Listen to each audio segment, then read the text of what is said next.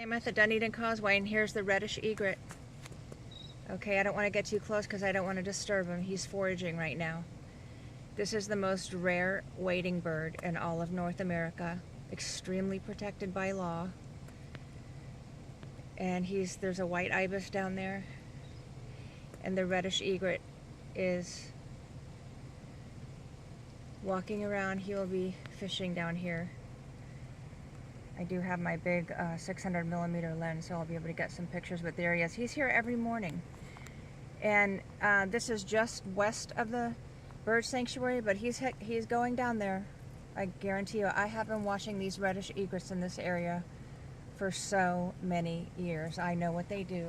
I have thousands of photos of them.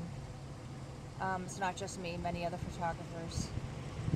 And I'll show you where I am. Okay, here's the sandy road. See? Okay, and the Reddish Egret will be going, there's two more. Do you see the great egrets down there? There's two great egrets. This whole area is heavily, heavily used by the birds for foraging. If you look through here, see? There's the mangrove area down there. See it? Where the shore curves to the left, that's the mitigation bird sanctuary area. Okay? And I guarantee you that's where the Reddish Egret is going.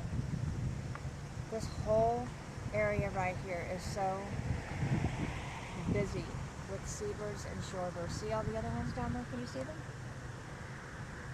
Put my glasses on. I want to make sure you can see them. And right now it is approximately 7:50 a.m. Let me turn my exposure down a little bit. See them? There's so many. And the reddish is down there. There's the reddish right there. He's coming out from under the mangroves. And he spends most of the morning down in that bird sanctuary area. He also likes it across the street at the Rotary Park. And when it's windy like this, they find shelter from the wind up against these mangroves and vegetation here. You see the Reddish Egret? He's right in the middle. See him? He's the darker one, not the white one. And that is an extremely protected species, not reproducing as much as we would like them to. Almost completely wiped out historically because of people wanting their feathers for the making hats, believe it or not, a long time ago. And they've never really rebounded fully. Okay, so just in this one, we've got a great egret, a Reddish Egret. We had a white ibis, and I'm not sure. Maybe that's a little blue heron up there. Okay, but I guarantee you, today is Monday, first day for the kids to go back to school, and the Reddish is here as he is every single morning in this area. And he'll make his way down to that bird sanctuary and hang out there all morning. That's what he does. Let me see if I can get, let's see.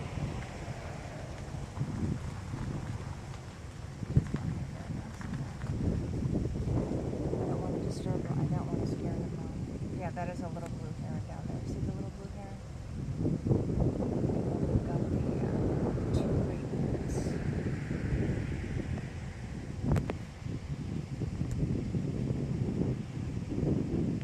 And the mitigation area is right on the street. Okay. Now I want to check for the... Is that a... Let's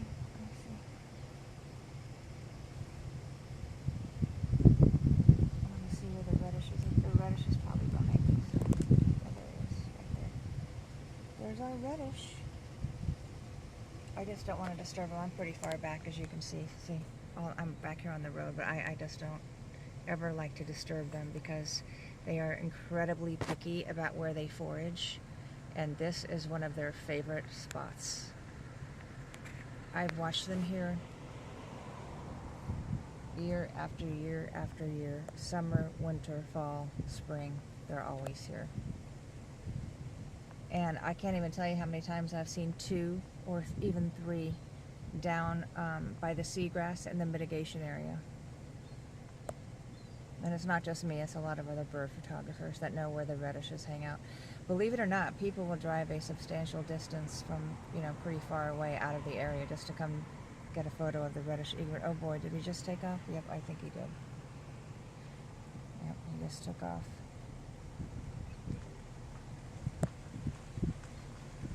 But trust me, he'll be back, or the other one will be here.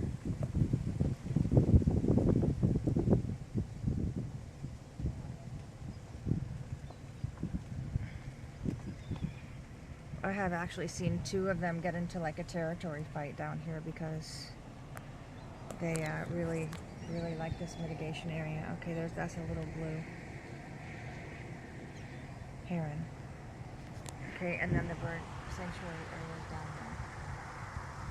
Okay. And down, behind those mangroves, there's always the night herons because there's so many crabs back there.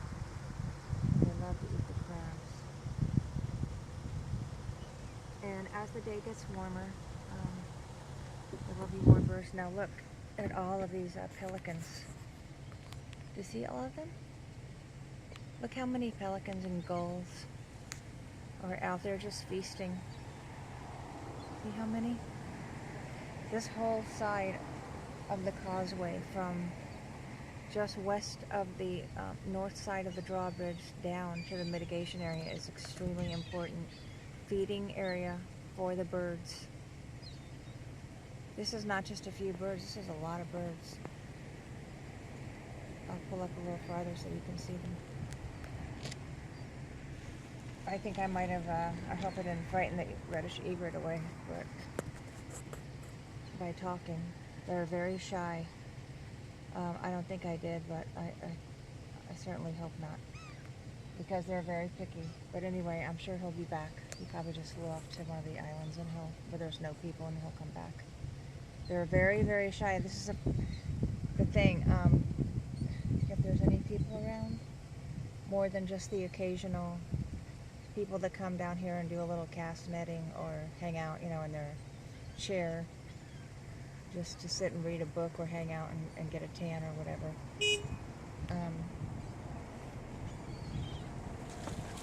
Some of these species are very shy and they're just going to take off. So we really need to leave it alone. As you can see, no motor vehicles are allowed down there, according to the sign.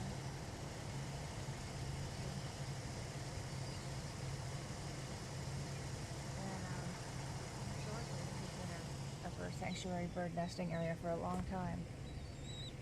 See, I'm going to zoom out so you can see exactly where I am. Okay, so here's the row. And here's, you can see, this is a very critical area for birds feeding. Look at all these birds feeding. Look at them all, and there's an osprey. The other thing is the ospreys fish over here all the time. There's an osprey fishing right there. This is a huge area where the ospreys bathe. I have actually seen. Let's see what's going to happen. Oh, did you see that? The osprey just dove in and got a fish. We just did the shake off. Okay, right here, right next to this mitigation area. Do you see this, like, bird haven it is around here? I mean, look at this. Yep, he just got his breakfast. And as you can see, all the pelicans feeding and the gulls. There's probably, there's cormorants too. Double-crested cormorants. And this will go on all morning. Now just think if we had, 20, 30, 40 sailboats here, or even, 20 or whatever. These birds don't like to hang out, next to the boats. It just needs to be left this way where they can, see how they just all by themselves. They're on their own. They don't have any human disturbance here. This is the way it's supposed to be. This is one small section of the Dunedin Causeway where they don't have hardly any human disturbance. Why would we ruin that? Why would we change that? Isn't that the whole idea of this mitigation area? Is for the birds to have a safe place to hang out and forage and nest if they want to, which they obviously used to in the past. Isn't that the whole idea? Is for them to have one little small section where they can have peace and quiet away from human disturbance and feed. The thing is, it is a ridiculously excellent feeding area for them, for the wading birds, like to get crabs and marine worms. And also the warblers like to hang out there, the songbirds. And of course the marsh rabbits are back in there. But I mean, just look at all these birds foraging. This is very common. Also the dolphins swim through here all the time. This is just a great place for these birds. I just don't know why we would want to disturb that or interfere. And as you saw, the reddish egret was here. And he'll be back, trust me. You can, I'll give you a list of names of photographers that you can talk to. People with Audubon who see these reddish egrets out here every day. Very, very protected bird, very picky about where they feed. They like the coastal, tidal flats that are shallow just like this. Very picky about where they forage. Has to be a certain kind of terrain, marine ecosystem. Okay, so then here is where I am down here, and you see the drawbridge is just right down this road. This is the Rotary Park area over here. And this is the road going to the drawbridge. But I mean, seriously, look at all these birds foraging. This is so awesome. And these people who live in these condos, I'm sure they don't want to look out their window and see like a bazillion sailboats. First of all, I don't know how, what kind of zoning change had to be made for the bird sanctuary area? I mean, that was always a bird nesting area and a mitigation area. There's a sign, used to be a sign back there that said no mowing, bird nesting area. I mean, what does it take to change that zoning? Has that been done? Has Pinellas County been involved in that? The Department of Environmental Protection? What kind of changes in zoning is required for that? So I'm going to sign out now. I'm sure one or more reddish egrets will be back in a little bit. There's some great egrets down there. See, because just down from here, just west of here, we've got the drawbridge with a lot of people fishing, and we know the birds get hooked and tangled quite a bit, and I know because I rescue them all the time. Okay, that's what I do. I rescue birds. Okay, so, you know, this is at the end of the causeway where they have a little reprieve from human activity. They can hang out, and on a windy, cold day like today, they like to hang out in there and get a little protection from the wind. Also along here. But the causeway is so large. There's got to be another area that isn't a bird sanctuary where people can take off in their sailboats and store them. I mean, why would you ruin the bird sanctuary? Those are protected mangroves and they're protected by law. That's going to require some kind of special permissions. You can't just go chop those mangroves down. All right, I'm going to sign out for now. I hope you got a good idea of what this habitat is like, and you at least got to see the reddish egret and all the other birds who rely heavily on this area. Okay, have a great morning, everyone. Bye-bye.